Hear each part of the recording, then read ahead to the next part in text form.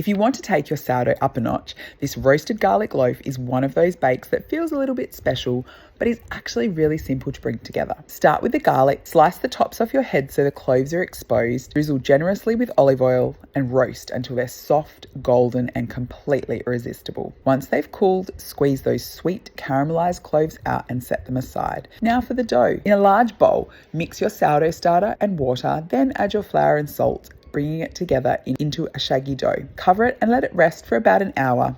This is your fermentalize, and it's where all the magic starts to happen. After the rest, bring the dough together by stretching and folding it into a smooth ball. It'll feel sticky, but as you work it, you'll notice it becoming smoother and stronger. Let it rest again, then over the next couple of hours, perform a few sets of stretches and folds. This is what builds structure in your dough without the heavy kneading. Once that's done, let the dough bulk ferment at room temperature until it's airy and full of life. Then it's time for the best part, shaping. Turn the dough out onto your counter and gently stretch it into a rectangle. Scatter over the roasted garlic and some rosemary if you like. As you fold and shape the dough, layer in more garlic so it's tucked all the way through.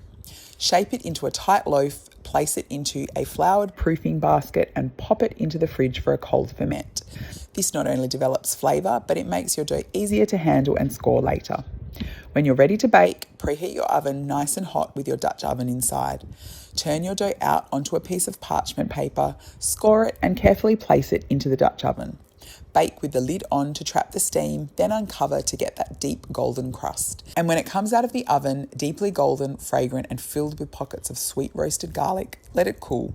Or don't, because breaking into this loaf while it's still warm is all part of this sourdough experience.